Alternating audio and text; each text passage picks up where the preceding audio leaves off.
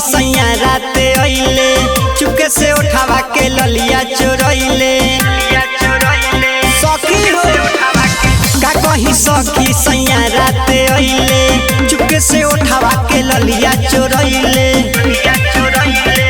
पड़ल रहे किस देवर पउतार दिहनी सैया पे जहननी देवर हवे मार दिहनी राजा के देवर के भके राते मार दिहनी राजा के मार दिहनी राजा के देवर के भके राते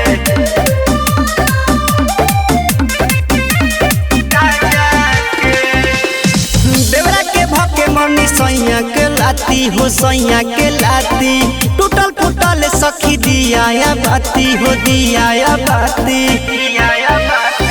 देवरा के भके मनी सैया के लाती हो सैया के लाती टूटल फूटल सखी दिया या बाती हो दिया या बाती ढंग से बेढंग भइले तो सुधार दिहनी सैया के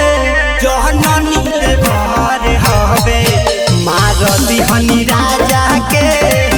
देवर के भके राते मार दिहनी राजा के देवर हवे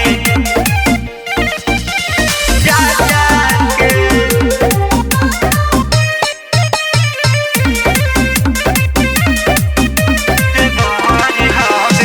सखीर देवरा करे खुरपाती कुछ करी तो देखे जंगला से झांकी रे जंगला से झांकी आदि देवरवा करे खुरपाती रोज देखे ला कलू जंगला से झांकी रे जंगला से झांकी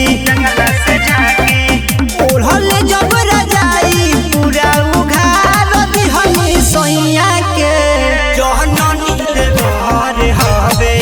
मार दिहनी राजा